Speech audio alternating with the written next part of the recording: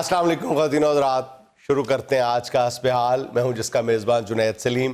नाज़रीन, शो का आगाज़ कर रहे हैं SHO सद्दीक और उनके थाने के अमले से गुफ्तगू से। अस्सलाम वालेकुम। बहुत शुक्रिया। इससे पहले कि हम बाकायदा गुफ्तगू का आगाज़ करें, मेरा ख्याल हम इज्तमाई तौर पे हस्ब हाल की तरफ से और आपकी तरफ से भी हम सिंध पुलिस के ASI मोहम्मद बख्श को सैल्यूट पेश करें, जिसने अपनी बेटी की जान दाव पे लगा के एक बच्ची के साथ ज्यादती के मुजरमान को गिरफ्तार किया।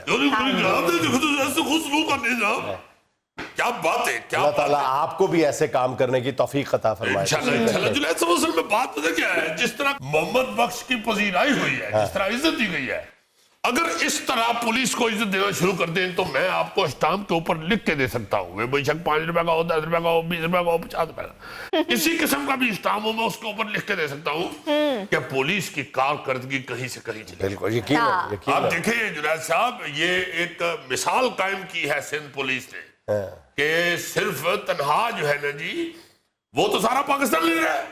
सबसे मुश्किल जो महकमा है, जिसकी ड्यूटी सबसे मुश्किल है, वो पुलिस है जनाब। पुलिस 24 घंटे लोगों के साथ अपना डील करना और फिर क्रिमिनल्स के साथ मत्था लगाना, ये सबसे मुश्किल ड्यूटी है। और मेरा ख्याल है कि इस तरह के जवान जो हमारी महकमे में पुलिस में हैं, उनकी अगर इज्जत अफजाई होती रहे तो इसमें कोई डाउट नहीं कि हमारी कारकर्दगी बड़ी बेहतर हो। अच्छा, एक और खबर भी है, उस पर भी आपसे तबसरा चाहेंगे कि पंजाब पुलिस ने माजी में होने वाली करप्शन को प्रोब करते हुए 24 पेट्रोल पंप्स के ऑडिट का फैसला किया है, जहां से आप लोग पेट्रोल डलवाया करते थे। और समझते हैं आप? बिल्कुल ठीक है, बिल्कुल ठीक है, होना चाहिए, ऑडिट होना चाहिए, ऐसी कोई बात नहीं। ये तो जुनैद साहब देखे, बात ये है कि ये सिर्फ पुलिस नहीं, हर महकमे के अंदर इस तरह की बहुत सी लीकेज हैं और उनको कंट्रोल होना चाहिए और लाजमन होना चाहिए। हाँ जी। एक दफा जुनैद साहब, ये एक दफा हुआ है, यकीन माने, एक दफा इसको मैंने, ये जो अपना क्या नाम है इसका, अपना पुट्ठा, इसको मैं गाड़ी देगा, मैंने सरकारी गाड़ी दी, मैंने कहा साथ जाओ, पुलिस टैंकी फुल करवा के आओ। जुनैद साहब, मुझे ड्राइवर ने आगे बताया जी कि पुट्टे ने गाड़ी में पेट्रोल सिर्फ 10 लीटर डलवाया, बाकी पैसे इसने अपने पेट में डाल लिए, कैश डाल लिया। मेरा मतलब वो तो खा पी गया ना जी, खा पी गया। मैं कहने लगे पुੱਠੇ, आज तो बाद तेरी ते मेरी दुश्मनी शुरू हो गई हो। जिस तरह जुनैद साहब मौले जट च मौले ते नूरी ने नहीं सी एक दूजे नु किया ते दुश्मनी दा हुन मजा आएगा। मैं कहने तेरी मेरी दुश्मनी दा हुन मजा आएगा काका, याद रखी। जुनैद साहब बिलीव मी, चौथे पंजवें दिन ने आके मैनू कहंदा जी मैनू एक बारी माफी दे दियो और ए लो फड़ो पैसे जिन्ने भी मैं बिचों टुके सन। फौरी तौर पे जुनैद साहब मैंने उसका पेट्रोल डलवाया, फिर दोबारा गाड़ी में दोबारा मैंने कहा फौरी लेके जाओ, फिर इसको ले जाओ, फिर पूरा पेट्रोल इसको करवा के लाओ। तो जुनैद साहब, हमारे तो थाने में ऐसा काम होता नहीं है, मेरी तो कड़ी नजर है, कड़ी तो याद आया जुनैद साहब, कल घरों ताड़ी भरजाई ने कड़ी पका के भेजी नाल ताजियां हरियां मिर्चां। जुनैद साहब, हुण तुसीं अंदाजा लाओ, अद्धी हरी मिर्च तोड़ के बुरकी च रख के थोड़ा जिहा नाल पकौड़ा पा के ते ओनू भरिया होवे कड़ी नाल, ओए होए होए मार थां दित्ता जे साहब जी। मैं एवं कड़ी दी गल सुनाई, उथे ज़हन ना फसा लिया अपना। सितारों से आगे जहां और भी हैं, अभी इश्क के इम्तिहान और भी है। तो कहने का मतलब ये है जुनैद साहब कि जिस तरह मोहम्मद बख्श की पजीराई की गई है, इस तरह पूरे मुल्क के चारों सूबों के अंदर हर जगह के ऊपर पुलिस की पजीराई होनी चाहिए। सिर्फ बुरे कामों की निशानदेही नहीं होनी चाहिए, अच्छे काम की पजीराई भी होनी चाहिए। देखे ना आप, ये मोहम्मद बख्श को वजीर आज़म इमरान खान साहब ने भी फोन किया खुद। यार मुझे भी एक दफा फोन किया था उन्होंने। अच्छा, आपको कब किया था? मुझे उस वक्त उन्होंने कहा था कि कल पोलिंग है, इलेक्शन है और अपना वोट डालने के लिए जरूर निकलिएगा।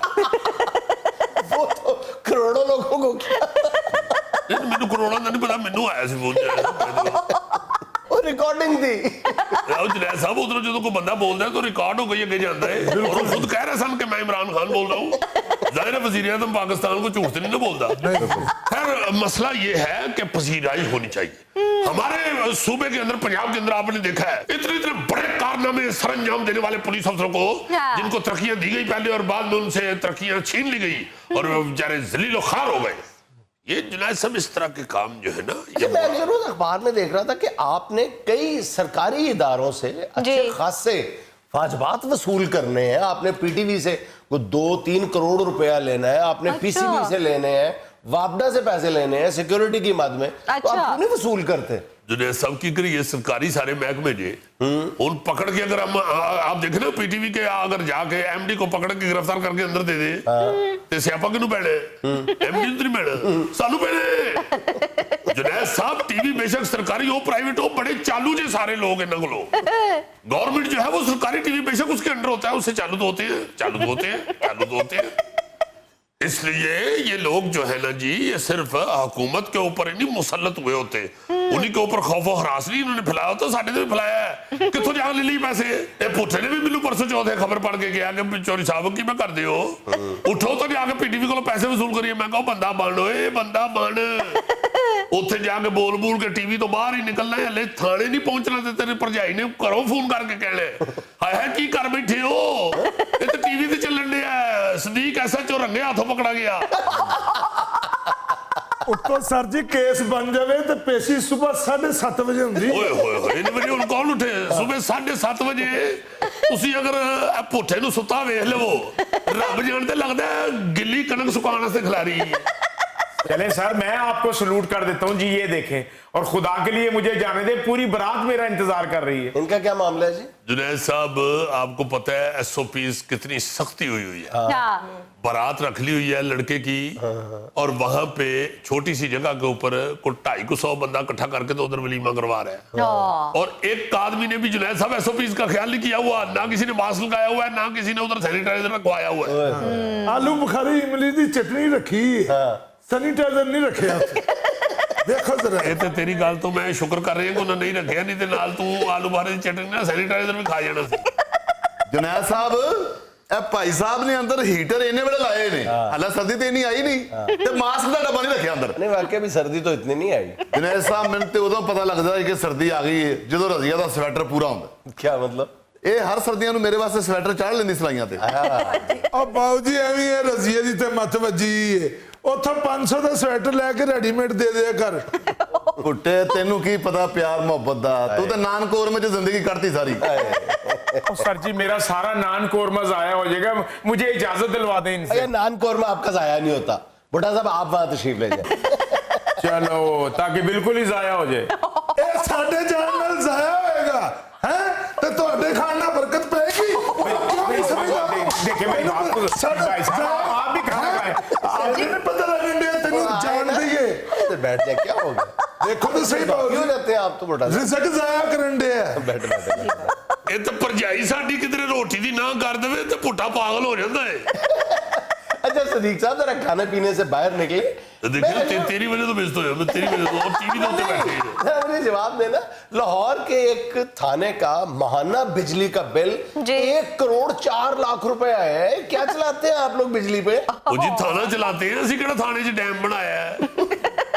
जो ऐसा बिजली खर्च होती है थोड़ी, तो एक एक जगह ते एक पॉइंट ते बिजली लगती है थाने में टेक्सटाइल मिल लगाई हुई है। जुनैद साहब ਜਦੋਂ ਮੁਲਜ਼ਮ ਨਹੀਂ ਮੰਨ ਰਿਹਾ ਹੁੰਦਾ ਆਪਣਾ ਜੁਰਮ, ਉਹ ਮੁਜਰਮ ਬਣਾਉਣ ਵਾਸਤੇ ਹਲਕੀ ਹਲਕੀ ਕਰੰਟ ਵੀ ਲਾਣੀ ਪੈਂਦੀ ਹੈ। ਉਹ ਹਲਕੀ ਕਰੰਟ ਵੀ ਜਿਹੜੀ ਉਹ ਮੀਟਰ ਇੰਜ ਜਾਂਦਾ ਹੈ ਨਾ ਅੱਗੇ, ਕਿ ਤੁਹਾਨੂੰ ਕੀ ਦਸੀਏ। जुनैद साहब ਤੁਹਾਡਾ ਖਾਦਮ ਤੇ ਪੱਖਾ ਵੀ ਨਹੀਂ ਜੇ ਚਲਾਉਂਦਾ ਦਫ਼ਤਰ 'ਚ, ਬਿਲਕੁਲ ਇਤਨੀ ਬਚਤ ਕਰਦੇ ਆ, ਮਗਰ ਜਿਹੜੇ ਮੁਲਜ਼ਮ ਫੜ ਕੇ ਲੈਂਦੇ ਹੁੰਦੇ ਨੇ जुनैद साहब ਉਹਨਾਂ ਵਾਸਤੇ ਏਸੀ ਵੀ ਲਾਣਾ ਪੈਂਦਾ, 5-6 ਪੱਖੇ ਵੀ ਲਾਣੇ ਪੈਂਦੇ ਨੇ। ਇੱਕ ਅੱਧਾ ਮੁਲਜ਼ਮ ਵੀ ਅਗਰ ਸਾਡੀ ਹਵਾਲਾਤ ਦੇ ਵਿੱਚ ਅਭਿਨਵੀ ਹੋ ਜਾਵੇ ਤੇ ਸਿਆਪਾ ਪੈ ਜਾਂਦਾ ਜੇ, ਤੁਹਾਨੂੰ ਕੀ ਦਸੀਏ। ਇਸ ਵਾਸਤੇ ਮੁਲਜ਼ਮ ਤਾਜ਼ੇ ਰੱਖਣ ਵਾਸਤੇ ਪੱਖੇ ਵੀ ਲਾਣੇ ਪੈਂਦੇ ਨੇ, ਏਸੀ ਵੀ ਲਾਣਾ ਪੈਂਦਾ ਹੈ। ਇੱਕ ਮੁਲਜ਼ਮ ਤੇ ਇੱਕ ਕਰੇਲਾ, ਜ਼ਰਾ ਕੋ ਵੀ ਜਨਾਬ ਸਭ ਲੋ ਲੱਗ ਜਾਏ ਨਾ ਤੇ ਖਤਮ।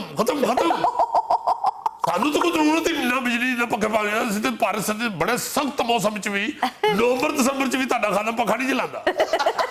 एसी तो किधरे रह गया, एसी तो किधरे रह गया, पक्खा भी नहीं चलाईदा। नवंबर दिसंबर में कौन पागल पंखा चलाता है? मैं चलाता नहीं है। इन्हें हरीसा खाता होवे ना ते फिर कमीज ला के रौला पा दो, एसी चलाओ एसी चलाओ।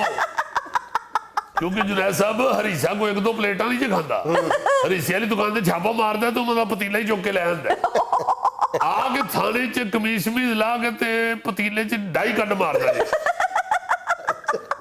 बस इसी तरह के जवाब और जवाब है इनके यानी से। आप बताएं इतना बिल कैसे आ गया? बहुत अच्छे जुनैद साहब, अपने घर ਦਾ ਕੋਈ ਬਿੱਲ ਆ ਜਾਵੇ ਜ਼ਿਆਦਾ ਤੇ ਸਾਰਾ ਟੱਬਰ ਬਹਿ ਕੇ ਤੇ ਬਾਪਨਾ ਨੂੰ ਗਾਲਾਂ ਕੱਢਦੇ ਨੇ ਤੇ ਥਾਣੇ ਨੂੰ ਜ਼ਿਆਦਾ ਬਿੱਲ ਆ ਗਿਆ ਕਰੋੜ ਤੋਂ ਉੱਤੇ ਤੇ ਉਹਦਾ ਜਵਾਬ ਅਸੀਂ ਦਈਏ ਕਿ ਕਿਉਂ ਆ ਗਿਆ। ਉਹ ਜਨਾਬ ਬਾਪਨਾ ਨੂੰ ਵੀ ਬੁਲਾਓ ਇੱਥੇ ਕਿਸੇ ਦਿਨ, ਇੱਕ ਪ੍ਰੋਗਰਾਮ ਬਾਪਨਾ ਤੇ ਵੀ ਕਰੋ ਕਿ ਤੁਹਾਡੇ ਹੱਥੇ ਤੇ ਪੁਲਿਸ ਚੜੀ ਹੈ। ਇਹਦੇ ਜਨਾਬ ਸਾਹਿਬ ਬਾਪਨਾ ਨੂੰ ਜਵਾਬ ਦੇਣਾ ਚਾਹੀਦਾ ਨਾ। ਅਸੀਂ ਕਿੱਥੇ ਲਾਣੀ ਕਰੋੜ ਰੁਪਏ ਦੀ ਬਿਜਲੀ, ਅਸੀਂ ਕੋਈ ਮੁਲਜ਼ਮ ਹੀਟਰ ਤੇ ਸੇਕ ਕੇ ਤੇ ਨਹੀਂ ਨਾ ਅਦਾਲਤ 'ਚ ਖੜਦੇ ਜਨਾਬ। फिर भी आपको जवाब तो देना पड़ेगा ना। 1 करोड़ बिजली का बिल आपने, एक ये भी ध्यान से आता है कि आपने कनेक्शन दिए होंगे पीछे लोगों को। जुनैद साहब जरूरत है किसी दी पीछे को आगे कनेक्शन थाने दे मीटर चलाए हुए लोगों को जरूरत नहीं ना, ये तो हो सकता है ना आपने खुद दिए हो। बिल्कुल नहीं जुनैद साहब, खुदा दा ना जे ਅਸੀਂ ਉੱਥੇ ਮੁਲਜ਼ਮ ਫੜਨ ਬੈਠੇ ਆ, ਤਫਤੀਸ਼ਾਂ ਕਰਨ ਬੈਠੇ ਆ, ਜੁਰਮ ਮੁਕਾਉਣ ਵਾਸਤੇ ਬੈਠੇ ਆ, ਜਾਂ ਅਸੀਂ ਪਿੱਛੇ ਬਿਜਲੀ ਵੇਚਣ ਬੈਠੇ ਆ। ਮੇਰਾ ਗੱਲ ਤੁਹਾਡੇ ਦੇ ਜਿਵੇਂ ਕਿ ਪੁੱਟਾ ਕਾਗਜ਼ ਪੈਨਸਲ ਫੜ ਕੇ ਸਾਰਾ ਦਿਨ ਮੀਟਰ ਦੀਆਂ ਰੀਡਿੰਗਾਂ ਨੋਟ ਕਰਦਾ ਰਹਿੰਦਾ ਹੈ। ਇਹ ਤੇ ਜੁਨੈਦ ਸਾਹਿਬ ਆਪਦਾ ਨਹੀਂ ਹੋਣਾ ਚਾਹੀਦਾ ਨਾ, आगे चेक करन, देखे आगे कि मीटर उनका ठीक जा रहा है, कोई इधर उधर से कनेक्शन नहीं हुआ हुआ। हुण ये भी काम पुलिस नहीं करने। एमएनए एमपीएल ਨੂੰ ਸਿਕਿਉਰਿਟੀ ਚਾਹੀਦੀ ਹੋਵੇ, ਅਫਸਰਾਂ ਨੂੰ ਸਿਕਿਉਰਿਟੀ ਚਾਹੀਦੀ, ਮਿਨਿਸਟਰ ਨੂੰ ਸਿਕਿਉਰਿਟੀ ਚਾਹੀਦੀ ਹੋਵੇ, ਮੇਰੀ ਪੁਲਿਸ ਇੰਨਾ ਕੋ ਮੇਰੇ ਕੋਲ ਮਿਲਿਆ ਇੰਨਾ ਕੋ। ਹੁਣ ਮੈਂ ਹਰ ਮੀਟਰ ਦੇ ਉੱਤੇ ਇੱਕ ਸਿਪਾਹੀ ਵੀ ਖੜਾ ਕਰਦੀ ਆ। ਅਸੀਂ ਜਨਾਬ ਸਾਹਿਬ ਵੈਸੇ ਵੀ ਗੁਨਾਹਗਾਰ ਲੋਕ ਆ, ਅਸੀਂ ਤੇ ਬਿਜਲੀ ਕੋ ਡਰਨਾ ਹੀ ਬੜਾ ਵਾ। ਤੁਹਾਨੂੰ ਕੀ ਦਸੀਏ, ਇਹਨੇ ਤੇ ਵਿਚਾਰੇ ਨੇ ਪੱਖਾ ਇੱਧਰ ਕਰਨਾ ਹੋਵੇ ਨਾ ਤੇ ਜੁੱਤੀ ਲਾ ਕੇ ਉਹਦੇ ਨਾਲ ਕਰਦਾ ਜੀ। जुनैद साहब, सदीक साहब ਤੇ ਏਡੇ ਇਮਾਨਦਾਰ ਅਫਸਰ ਨੇ, ਓਏ ਹੋਏ ਜਿੰਨਾ ਮਰਜ਼ੀ ਪਸੀਨੇ ਨਾਲ ਸ਼ਰਾਬੂਰ ਹੋ ਜਾਣ ਭਾਵੇਂ, ਪੱਖਾ ਨਹੀਂ ਲਾਉਂਦੇ।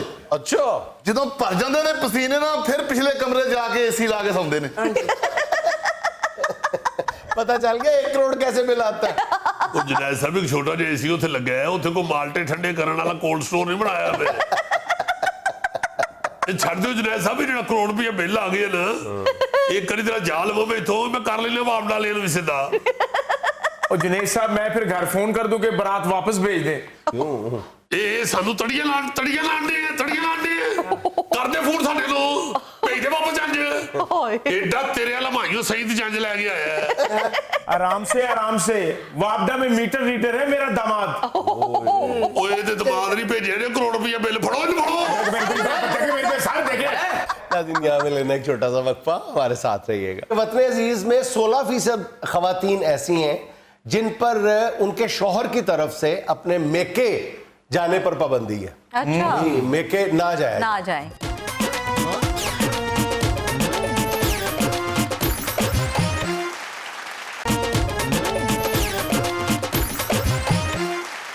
अच्छा भाईजान, हम अक्सर औकात बात करते हैं खवातीन पर जिस्मानी तशद्दुद के हवाले से जी, लेकिन बहुत कम जिक्र होता है खवातीन पर नफ्सियाती तशद्दुद पर।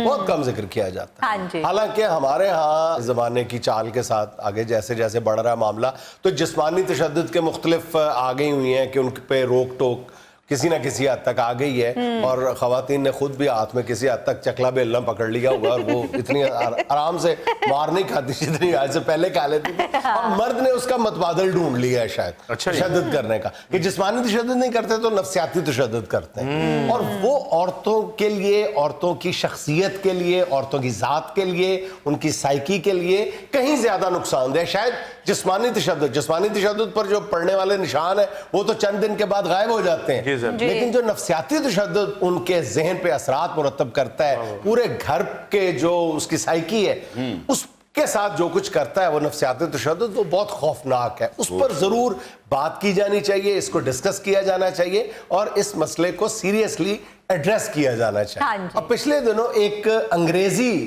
हफ्सरोज़ा में शायाशुदा रिपोर्ट देख के मैं हैरान रह गया हूँ कि वतन अजीज में 16% खवातीन ऐसी हैं जिन पर उनके शौहर की तरफ से अपने मेके जाने पर पाबंदी है। अच्छा, मेके ना जाए। ये वाकई बहुत ही बुरा तशद्दुद है, बहुत बुरा तशद्दुद है। जिस तरह मर्द ये चाहता है कि मैं अपने वालदैन और बहन भाइयों के साथ अटैच रहूं सारी जिंदगी, हाँ जी। इस तरह औरत बेचारी भी चाहती है कि मैं अपने माँ बाप से कम से कम मिलती रहूं या बहन भाइयों से मिलती रहूं। बिल्कुल। तो वाकई कई लोग ऐसे हैं जो कहते हैं कि भाई नहीं जाना। हाँ, क्यों नहीं जाना भाई, उसको भी जाने दो, अपने माँ बाप के साथ मिलने दो, उस बेचारी को ज़हनी सुकून है ना जी ये। हाँ जी। आप अपने घर वालों से, माँ बाप से मिलते हैं तो ये ज़हनी ज़हनी सुकून है। सुकून और है। हाँ सबसे बड़ी बात यह है कि मुझे ये नहीं समझ आती कि एक शौहर अपनी बीवी से ये तवक्को कैसे रख सकता है कि तुम मेरे माँ बाप की खिदमत करो, जब वो उसके माँ बाप से उसको मिलने से रोकता है और इस बात पर मजबूर करता है कि मेरे माँ बाप की खिदमत करो। अच्छा, सिर्फ ये माँ बाप से मिलने, ये मैके ना जाने की इजाजत का मसला नहीं है, बल्कि जो नफ्सियाती तशद्दुद है उसमें जो सबसे जो वर्स्ट शक्ल है उसकी, वो ये है कि सारे घर वालों के सामने खवातीन को या बीवी को डांटना। ये एक ऐसी चीज है जो खातून को अंदर से मार देती है, यानी उसकी इज्जत नफ्स को मजरू करना। इससे आम तौर पे कहा जाता है कि मर्द की मर्दानगी को तस्कीन मिलती है। और खास तौर पे किसी दूसरे के सामने आप बेगम को अगर जलील करें या उसकी इंसल्ट करें, महसूस होता है उनको बड़ा, तो वाकई ज्यादा महसूस और होता है। बाद में जाके आपने पाँव पड़ के या पाँव दबा के माफी मांगनी है तो सारों के सामने वर्कर क्यों कर रहे हो? इसका जो सबसे खौफनाक जो असर है ना, वो बच्चों पे पड़ता है। जब बच्चे अपनी माँ की इस तरह से तौहीन होता देखते हैं ना, तो वो फिर बड़े होके खातून की इज्जत का जो एस्पेक्ट है उनके दिल से निकल जाता है। फिर वही जो मेल शोविनिज्म है ना, वही फिर अगली नस्ल में हम ट्रांसफर कर देते हैं किसी ना किसी अंदाज। यानी कि सर बचपन में जो हमारे बच्चों ने हमसे सीखा, फिर वो वैसा रवैया अपनी बीवी से करें। एग्जैक्टली। अच्छा, ये जो छोटे छोटे नफ्सियाती तशद्दुद है ना, इसकी वजह से आहिस्ता आहिस्ता फिर औरत बेचारी जो है ना, उम्र के साथ साथ वो हिस्टेरिया का शिकार हो जाता है। बिल्कुल। फिर ਉਹੀ ਖਾਵੰਦ ਜਿਹੜਾ ਨਾ ਜਿੰਨੇ ਇਸ ਨਹਿਜ ਤੇ ਪਹੁੰਚਾਇਆ ਹੁੰਦਾ ਹੈ ਜੀ, ਉਹ ਫਿਰ ਆਪਣੇ ਘਰ ਵਾਲਿਆਂ ਨਾਲ ਬਹਿ ਗੱਲਾਂ ਕਰ ਰਿਹਾ ਹੁੰਦਾ, ਯਾਰ ਗੁੱਸਾ ਨਾ ਕਰਿਆ ਕਰੋ, ਤੁਹਾਡੀ ਭਰਜਾਈ ਤੇ ਕੋਈ ਸਾਇਆ ਹੋਵੇ। बस साया तुम्हारा हुआ है। ऐसी सिचुएशन में वो औरत को कह रहे होते हैं कि चल किसी बाबे को, हालांकि चाहिए है कि उतो डंडा फाड़ के ना ते औरत की बजाय बंदे नूं लम्मियां पा लो ते ओदे बाबे कट छड्डो। बिल्कुल। बाबूजी मैके जाने से बीवी को कभी नहीं रोकना चाहिए, उसने 100 चुगलियां करनी होती वहां। ये तुम इस मौजू पे ख़वातीन के हक में बात कर रहे हो या खिलाफ कर रहे हो? यार करनी भी है तो फिर की है नहीं जाने दोगे। ना ऐसी सिचुएशन बनाएंगे उधर जाकर नहीं, चुगलियां नहीं, करेंगे। अगर नहीं जाने दोगे तो फिर वो चुगलियां नहीं करेगी। ये किस मर्ज की दुआ है? और फोन के उत्ते चुगली ज्यादा खतरनाक है। अच्छा जुनैद साहब, एक और जो नफ्सियाती तशद्दुद जब हम औरत पे करते हैं कि बात बात पे उसे तलाक की तड़ी लगाना। हाँ, अब देखो ना, अगर खातून के मुंह से ये लफ्ज निकल जाए तो क़यामत आ जाती है। मर्द के लिए ये बात अहमियत नहीं रखती, उस वक्त ना जमीन कांपती है ना आसमान नीचे आता है। अच्छा, ऐसे मर्दों के मुतल्लक महल्ले में पता है क्या मशहूर होता है? बाऊ मनूस नहीं जेड़ा ਉਹਦੇ ਘਰ ਦੇ ਨਾਲ ਵਾਲਾ ਘਰ ਸਾਡਾ। बाबूजी जब मेरी बीवी के साथ लड़ाई होती है ना, तो मैं उसको गाने सुनाता हूँ। क्यों जी, भाभी का नाम फिल्म स्टार साइका है जी। नहीं अजीजी भाईजान, इसमें मेरा तशद्दुद ही है। ये असल में यही है। इससे बड़ा तशद्दुद क्या होगा कि तुम अपनी आवाज में गाना सुनाओ, और उससे भी बड़ा तशद्दुद ये है कि भाभी को नाच के भी दिखाओ। गाना एक ही याद किया, वो ही सुनाता हूँ मैं। चाहे दुनिया हो खफा, संग छोड़ू ना तेरा ये है। ये शर्म नहीं आती तो गाना संग तो फड़िया होता सुना, हम कह रहे होता संग छोड़ू ना तेरा। और गाना देखिए उर्दू में सुना रहा है, और कसम है भाभी को उर्दू का एक लफ्ज भी समझ आता हो।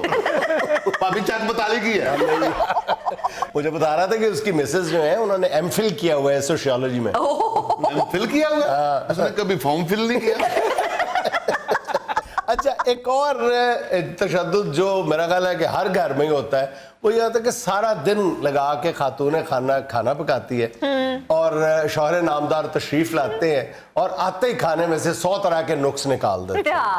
औरत जिसने इतनी मेहनत की होती है और सिर्फ अपने शौहर के दिल में घर करने के जगह बनाने के लिए, ये एक जुमला तारीफ का बोल देगा, लेकिन वो उसमें से 10 बात तो ये वाकई बहुत बुरी है, मगर मैनू ना मोड़ना। मैं ये खाने का हूँ खुद एक्सपर्ट। नहीं, लेकिन इसकी जान इतनी निकलती है कि अगर सब्जी में नमक ज्यादा हो तो ये कहने की जरूरत नहीं है कि सब्जी में नमक ज्यादा है, कहता है कि आज सालन में सब्जी कम है। नहीं, मैं ये नहीं कहता, मैं बड़े मासूम अंदाज में कह देता हूँ कि मैंने लगता है सब तो सस्ता नमक है आजकल मार्केट में, क्योंकि हांडी च नमक ज्यादा है। मैं तो इसी डरदा नुक्स कटदा ही नहीं, जरा जा नुक्स कटना तो अगो रोटी चुक लेंदी। देखो ना यार, ये भी तो फिर जिस्मानी तशद्दुद है। सर जी आप सबसे बड़े ज़हनी तशद्दुद का जिक्र करना ही भूल गए हैं। वो क्या? ये औरत को बात में बात जहेज ना लाने के ताने देना। एग्जैक्टली सबसे ज्यादा हमारे यहाँ खवातीन को जिस तशद्दुद का सामना करना पड़ता है वो ये है जिसका आपने जिक्र किया है कि किसी न किसी अंदाज में, कभी महसूस और कभी गैर महसूस अंदाज में ये ताना देना, और जहेज ना लाने का नहीं, फलां चीज लाने का, फलां चीज कमतर लाने का, ये कहा था, ये कहा था। मैं तो अब अपने दोस्तों को पता है क्या कहता हूँ जी कि भाई जी कापी पेंसिल फाड़ के ना तुसी ਤੇ ਜਿਹੜਾ ਜਹੇਜ਼ ਸੋਚੇ ਆ ਨਾ ਤੁਸੀਂ ਉਹ ਸਾਰਾ ਟੋਟਲ करो ना तो 10 नहीं तो 15 लाख का बनता है। तो 15 लाख रुपये का सामान लेके आप क्यों अपना मुंह काला करा? आप अगर जब उनको ये कह दें कि भाई हमने जहेज नहीं लेना तो आपकी कदरों कीमत उनकी नजर में कितनी बढ़ती है, और फिर आप लालची नहीं लगते, आपको वो फौरी तौर पे अच्छा समझना शुरू कर देते हैं, और इससे दोनों तरफ बड़ी अच्छी अंडरस्टैंडिंग होती है। हाँ जी नाज़रीन, यहाँ में लेना एक छोटा सा वक्फा, हमारे साथ रहिएगा। अपने अपने दोस्तों को, अपने रिश्तेदारों को दे दे जो अलमारियों में पड़े होते हैं, और ज़ाया हो रहे हैं अलमारियों में पड़े हुए। बिल्कुल उधर उधर तो चूहे ही टोक जाते हैं, जुल्फी में टोक जाए स्वेटर।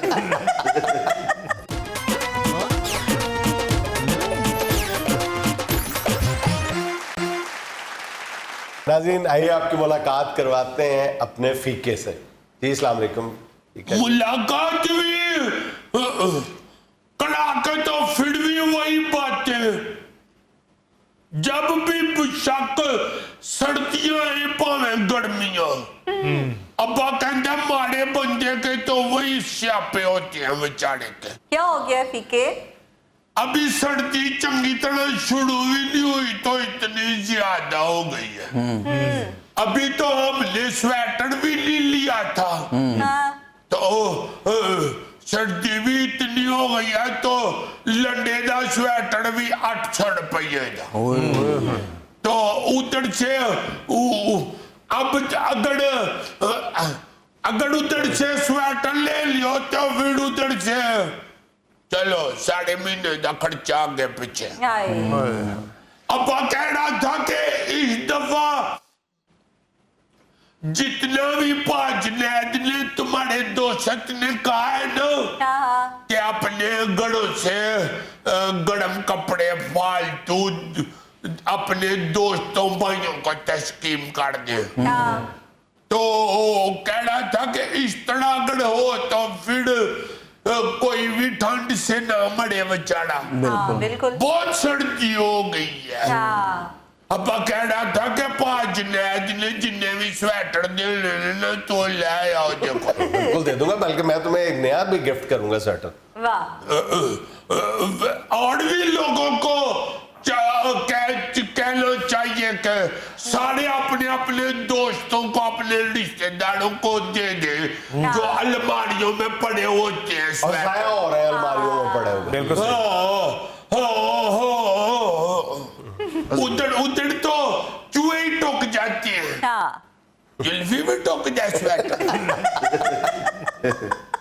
और ऊपर से अब्बा कहता सी के ये भी बताओ के सर्दियां शुरू और गैस खत्म, सिलेंडर का खर्चा वखड़ा तो गैस का बिल वखड़ा, बिल्कुल सही कह रहे हो। और बिजली का भी वखड़ा, तो गैस का सिलेंडर लिया के तो हांडी पकाओ तो फेड़ खाओ रोटी। एलपीजी की कीमत 120 रुपए से ऊपर चली गई है। और एक और जो फ्रॉड होता है गरीबों के साथ, वो कौन सा? सिलेंडर दे पैसे पूरे सिलेंडर दे ले ते विचों अद्धा ही हो जाए ते तो जो पता कैसे चलेगा कि सिलेंडर में पूरी गैस है कि नहीं? तो तुम तोल के लिया करो। तो तोल के कह दियो, अगर कम है तो कहने ले ठंडी हुई है, जम गई है, इसको हलाओ तो फिर उत्ते आ जाएगी जी। मैं कहे गैस के विच छापे जिन्हों हलाओ तो उत्ते आ जाएगी। तो 3-4 दिन नहीं हांडी रोटी करो तो गैस खत्म। और फीके तुम्हारी अम्मा को कई दफा कहा कि हमारे घर आके रोटियां पका लिया करो। तो तुम्हारा भी सिलेंडर खत्म ही हो जाता है। अब्बा कह रहा था कि जो लोग सर्दियों में हीटर चला लेते हैं गैसों के और फिर गर्म पानी करते हैं उससे, गीजर से, बड़े जो गीजर से, तो वो गैस मुका देते हैं। तो गरीब बंदे आस्ते रोटी पकाने जो भी नहीं रहती गैस। तो कहते हैं ये गीजर चलाते हैं ना जो ना 5 मिनट हो जाते गैस गीजर 24 घंटे चलाओ। इन लोगों को मना करे उनको कोई चेक नहीं करता तो माड़ा बंदा खजल हो ही जाए। अमीर आदमी सिर्फ शेव करते हुए 15 लीटर पानी जाया कर देता, वही पानी जो गीजर में गर्म होता है। तो और क्या, गर्म पानी की टूटी खोल के तो मजा ले रहे होते हैं। मेरा अब्बा कह रहा थी लो फिर अब्बा कह रहा सी, अब्बा कह रहा सी, अब्बा कह रहा सी। ठीक है, जिन्हें तू अब्बे दी सुनना है तू कामयाब क्यों नहीं होया? अब्बे दी तो 6 महीने सुना तो बंदा कामयाब हो जाता है। कामयाब क्यों होंदा बंदा, उकाड़े दा डीसी लग जावा। मेरा अब्बा कहता कि मेरा पुत्र सब तो चंगा है।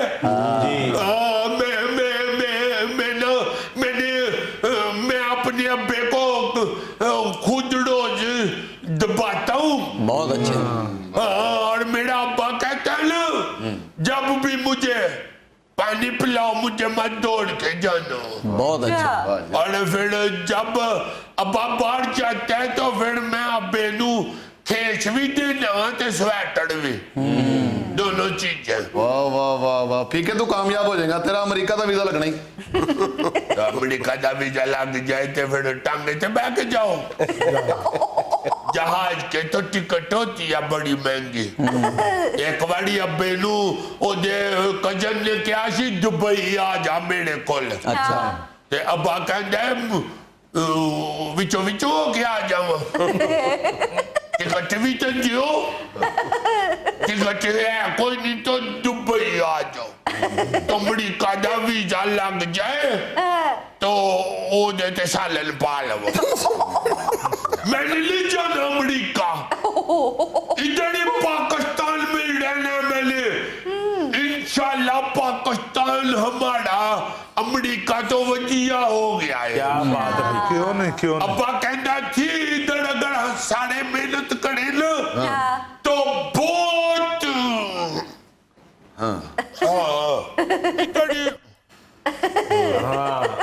अब ये ना कह देना मैं भी बड़ी मेहनत करना, मेरा मुंह क्यों नहीं चिट्टा होता। ठीक है तुम अपने प्रॉब्लम सुनाओ इधर। अच्छा तो तुम क्यों कहते हो अब्बा कहना अफसर है, अफसर है। हाँ, वो जो सड़कों के ऊपर लुक नहीं डालते, ये पीछे से वो नलका गेड़ रहा होता है। और सबसे बड़ी अफसरी ये है कि ये नलका ना गेड़े, लुक आगे जाती नहीं। आप भी तो तू लड़के देती इधर कहीं फिर। और यार तुसी छड़ो फीके दी सुनो। फीका जी तुसी लकड़ा बालिया करो। 600 रुपए मन हो गई लकड़ी। नहीं तू लकड़ा भी रहन दे, चूल्हे के बैठ के एक लात चूल्हे च दे लिया कर। माशाल्लाह जिन्नी तगड़ी तड़ी लाते एक ही बड़ी है तेनू। तो मैं फुटबॉल करना खेडांगा। तू केड़ा दौड़ के खेडनी हुंदा है फुटबॉल, लम्मियां पै के ढिड च घुमाना ही हुंदा है। दुनिया में लेना एक छोटा सा वक्फा, हमारे साथ रहिएगा। गोगा जी वैसे डबल हो गए जा किधर रहे हो जी? गुजरा वाले ਉੱਥੇ ਖੈਰ ਸੀ ਜੀ, ਉੱਥੇ ਕਿਹੜੇ ਗੋਗੇ ਘੱਟ ਨੇ ਜਿਹੜਾ ਤੁਸੀਂ 2 ਹੋ ਕੇ ਜਾ ਰਹੇ।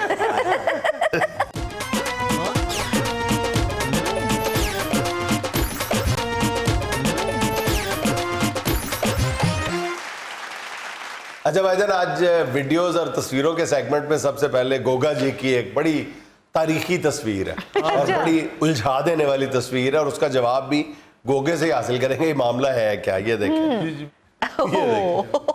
बताएं ये है क्या गोगा जी? यार ये जो गोगा है ना पीली शर्ट वाला, इसने पीछे एक बंदा बिठाया हुआ और उसकी टांगों पे इसने रखा हुआ है शीशा। और उस शीशे की वजह से गोगा डबल हो गया और मोटरसाइकिल की चीखें निकल गई। अक्स के वजन से डबल हो गया। जी जनाब, ये गोगा वाहिद ऐसा भाई होया जिदा अक्स भी उतना ही भार है। इसलिए कि उसका अक्स भी उतनी रोटी खाता है जितना गोगा खाता है। गोगा तस्वीर खिंचवाने जाए ना तो इको फोटो खींच के कैमरे नु साह चढ़ जाता है। ਗੋਗਾ ਜੀ ਦੇ ਕਿਤੇ ਮਹਿਮਾਨ ਜਾਨ, 2 ਮੰਜੀਆਂ ਡੰਦ ਨੇ, ਇੱਕ ਗੋਗਾ ਜੀ ਦੀ ਤੇ ਇੱਕ ਅਕਸ ਦੀ। ये गोगा जी वैसे डबल हो गए, जा किधर रहे हो जी? गुजरा वाले ਉੱਥੇ ਖੈਰ ਸੀ ਜੀ, ਉੱਥੇ ਕਿਹੜੇ ਗੋਗੇ ਘੱਟ ਨੇ ਜਿਹੜਾ ਤੁਸੀਂ 2 ਹੋ ਕੇ ਜਾ रहे हो? ਹਾਏ ਹਾਏ ਹਾਏ। अभी अल्लाह का ये शुक्र करें कि शीशे में पूरा गोगा नहीं है, नीचे वाला तड़ जो है वो नहीं आ रहा उसमें। अच्छा अल्लाह रहम करे, अल्लाह ना करे, अगर एक्सीडेंट हो जाए तो डिगेगा ही कोई, दूसरा पता नहीं किधर चला जाएगा। यार शीशा टूट गया तो दूजा गोगा गायब। चलो बाबू जी अगे कर दो तस्वीर, गोगा सिंगल नहीं देखा जाता, तुम डबल विखाई जा रहे हो। अच्छा जी, अगली वीडियो है, ये भी वैसे कोई बेवकूफ़ी लग रही है। ये देखें जरा, एक तस्वीर आपको दिखाने लगा हूं जिससे ये पता चलता है कि अजीजी साहब की जो अजीजियत है वो बदतदरीज हर गुजरते दिन के साथ ज्यादा होती जा रही है, और वो इंसानों तक महदूद नहीं है, वो चरिंद परिंद तक भी पहुंच चुकी है। ये देखें जरा,